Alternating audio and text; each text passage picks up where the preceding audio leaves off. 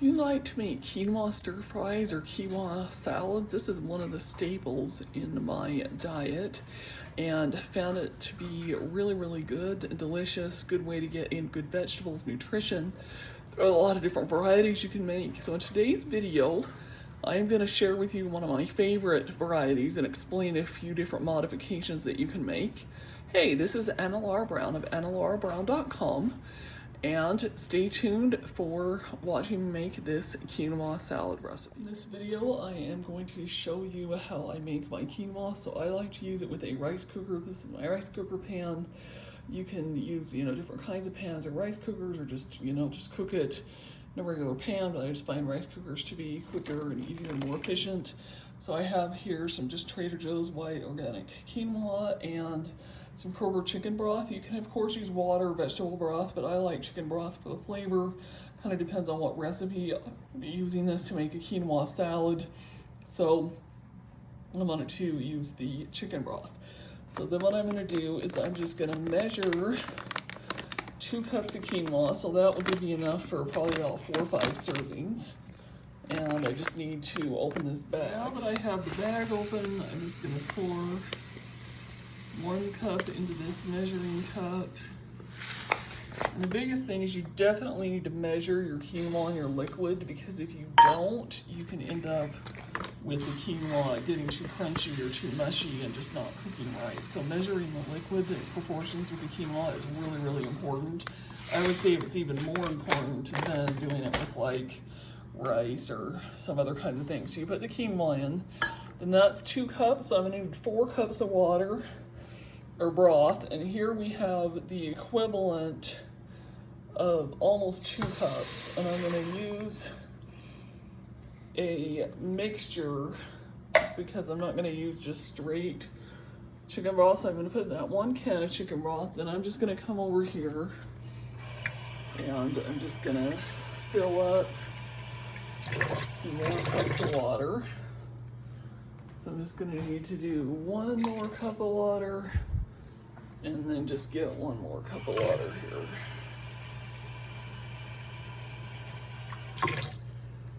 Okay, I'm gonna water, and then this particular rice cooker pan has a rice setting, so I'm gonna turn it on. Let's see here. I don't know if it's actually turned on yet. Let's see here.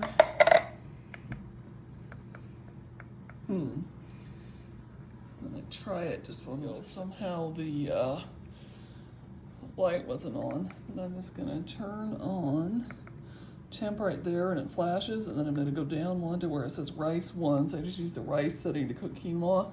Stops flashing, and then in about 30 minutes it will be cooked. Okay, so the first thing I'm gonna do is I am going to add in some carrots to saute, and that's plenty. I had those leftover chopped.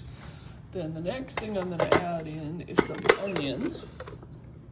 And depends on the combination you're using as to whether or not you wanna use white onion, like some green scallion onions, or if you wanna use like red onion. For this particular combination, I'm gonna use the good old classic white onion.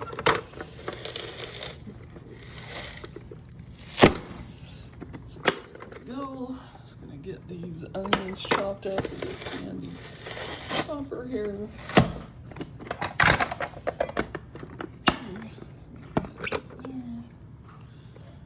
Again, this is probably gonna be a little more onion than I'm really gonna want to make for this recipe, but I want to chop the whole onion anyway and have it available for future recipes, that kind of thing. So this will be just fine.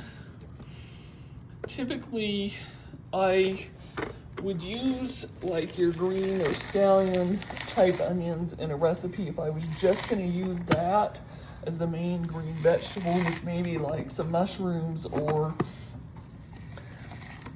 like tuna or chicken or fish or something like that. Or I find that red onion makes a really good combination with like broccoli, say for example, is a really good combination. So now I've run the entire onion through. It's a little bit mushier than I thought it would be, but it's that it is. So I'm just gonna dump in probably about half of that. And the classic recipe that you can always default back to is doing your classic onion, carrot, and celery. But today, because I actually have some that I need to use up, and this combination works really well too. Instead of celery, I'm actually doing zucchini. So I'm just gonna take some zucchini here. And you could, in theory, do celery and zucchini, but it makes for a lot of green vegetable and for more green vegetable than what I personally find is really necessary.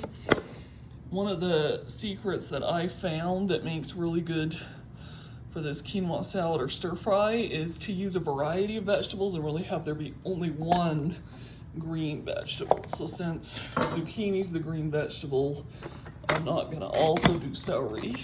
So let me finish chopping that. Okay, here we go. There's the rest of that zucchini. And I had just like half of a zucchini left, so that's about the perfect amount. So let me just get out of there and put those in there. And I'm just gonna try to fish those out of here and put the rest in here. So there we go with the zucchini. Also zucchini and just red onion, just those two, that would actually be a really good combination as well. I find for some reason the combination of red onion and carrot isn't just quite as good. I don't know why, I just don't really like it as much, but you know, that is what it is. And I also don't really like the combination of like quinoa with beans and peas, or you know, like green beans and that kind of thing quite as much. But probably that's because quinoa, a lot of people don't realize this, or maybe you do, that it's not technically a grain, it's technically like a seed that has somewhat of a similar beany taste. So it means you'd have, you know, a vegetable that's too much like the quinoa. Then what I'm gonna do now is I'm actually gonna add some of these mushrooms on top.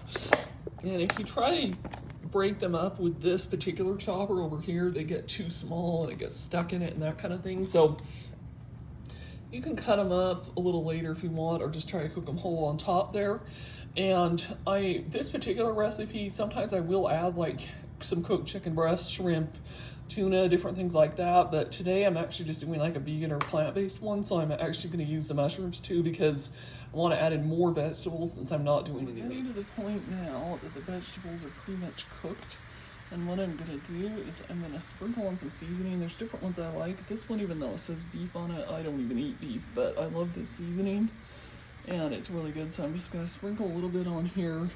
Also, like the Trader Joe's seasoning that I love so much that you see in other videos, that can work really good too. So I'm just going to sprinkle a little bit on here and have pepper in it and salt, so you want to be careful to not do too much. Then stir it around here.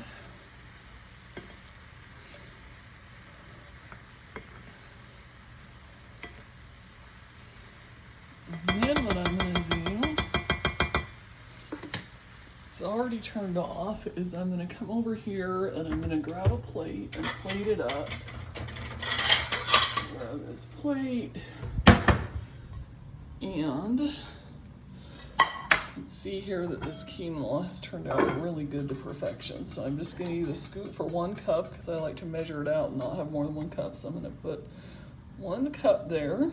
And then what I'm going to do is I'm going to get out the butter, and it's hard to film, so I just will probably put just a little bit of butter on the plate after I put my vegetables on. So I'm just going to put the vegetables on this quinoa salad slash stir fry. Just going to put some there, and then I'll just mix them in as well myself. You know, a lot of vegetables, obviously not going to eat all those, but you know, a decent amount. So myself that much, and maybe a tad bit more. That's going to be enough for now. Probably if I'm still hungry, I could eat a little more, but that's going to save the leftovers for at least 1 or 2 other meals. So there we go, and there you have it.